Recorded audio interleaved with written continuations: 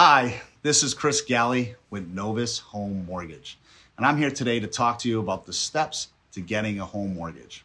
Whether you're buying a home or doing a refinance of your existing mortgage, you may be wondering how this whole mortgage process works. Knowing where you are in the process and what the next steps are can be very helpful for you when buying a home. So let's begin with step one, which is submitting a loan application. You can complete a loan mortgage application online, in person, or over the phone. Once you have submitted a loan application, I will contact you to ask you any additional questions that I may have. The next step is to see how much you qualify for, which takes us to step two, qualification.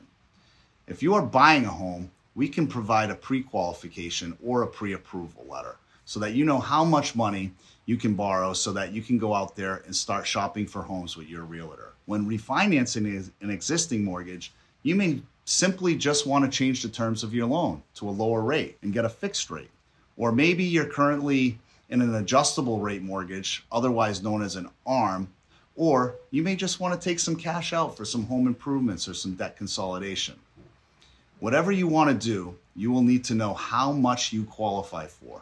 Whether you are buying or refinancing, we will ask you some initial questions like, how much do you earn? What is your income? How much do you have in savings? What are your assets? How much do you owe on your credit cards, cars, etc.? This will help us out to find out what programs are available for you and how much you may qualify for. And then this brings us to the next step, which is submitting your loan documentation. Step three. You will begin by sending in your loan documentation. This is the information that we will need to qualify you for your loan. I will tell you exactly what we need, and we will make it quite simple for you to send it to us. Once you've given the initial information, we will send you the next step, which is paperwork called the disclosures. And in the disclosures, we'll get into a little bit more what that means once you receive that set of disclosures. The first one will be called the loan estimate, and it will include all your costs of the loan. The loan estimate is a 3-page disclosure that details the costs associated with the mortgage loan. There are other disclosures that are required by law to be sent. It is important to review the disclosures and let me know if you have any questions. You must let me know that you have received the disclosures and are ready to move forward and move ahead. This is called the intent to proceed, which is the next step, step 5. The intent to proceed is usually completed electronically, which means that you are ready to move ahead in the loan process, which is the next step would be ordering the appraisal. Step 6, we would go ahead once you intend to proceed. Once you electronically sign that initial paperwork, your home appraisal will be ordered. Some loan types allow for an appraisal waiver, and if you're fortunate enough to receive this, then we will not need to order an appraisal for you. The first step in getting your appraisal will be setting the appointment for the appraiser to come out and inspect your property. The appraiser will call you to set a time that is convenient to inspect your home. However, if you're buying a home, your agent will be contacted to set the appointment. Once your appraisal is ordered, your loan file will then move on to the next stage, which is gathering and receiving any missing documentation, which is step 7. You may work with one of our processors who will be handling your loan file.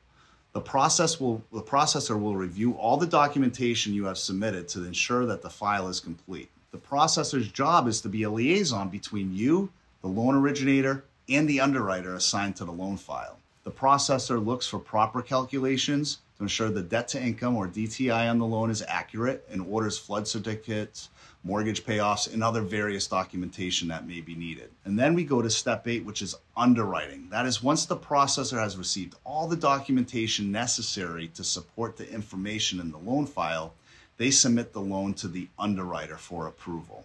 In most cases, after underwriting, the initial approval or the conditional approval will be issued. This means the file is approved, but the approval is subject to certain conditions that may not have been met. We will let you know if there's anything on your side or anything else that we may need from you at this time. Time is of the utmost importance, so if we contact you for additional information, you will want to be sure to respond in a timely manner so that your loan file keeps moving forward. It is the underwriter's responsibility to ensure that every loan meets the lender investor's required guidelines. The underwriter reviews the validity of the appraised value, calculates the income used for the loan, and runs various loan fraud checks. If questions arise during this review, the underwriter will then request the follow-up documentation as needed. Communication in a purchase transaction has many moving parts, so come together at the same time for the file to proceed to a smooth close. Sellers, buyers, real estate agents, and title companies or attorneys all have tasks and responsibilities that must be coordinated. It's very important for us to remain in close contact with all involved parties and to make sure that each one is aware of any potential pitfalls or delays that may arise, which leads us to step 9, the closing. Once the file has been given the clear to close, which is the best words, the underwriting department moves the file into the closing department. In a refinance transaction, closing is scheduled with you, the borrower, and we will inform the title company in the closing department of the requested time and date that works best for you. In a purchase transaction, the closing date is negotiated between the buyer, the seller of the property, and the date that is included in the sales contract. Once the title company receives the closing instructions, we will work with the title company to prepare the closing disclosure. The closing disclosure must be received by the borrower at least 3 days prior to the consummation of the loan. This typically is yours to sign your final closing documents. It's important that you acknowledge receiving your closing disclosure immediately, because we will work with you and let you know when to expect that closing disclosure and how to acknowledge it. This is very important because there is a 3-day waiting period between the time you acknowledge receiving the closing disclosure and the time you can actually sign and close on your new home loan. So step 10 is funding. This happens after the closing when the loan documents have been signed by the borrower and the 3-day right to rescission period has passed on a primary residence refi transaction. The loan funds and the funds are dispersed. Prior to funding, we will review the signed documents and ensure that any prior to funding conditions have been cleared on the loan filed. There certainly are several steps in the home loan process, but the great news is that our team is here to help you throughout the process. Thanks for watching. This is Chris Galley with Novus Home Mortgage, and you can connect with me at the contact info below on my email. You can go right directly to my website and start your online application or call me. We sincerely look forward to working with you, and just remember, a loan for your home is as close as a phone. Thank you very much, and God bless.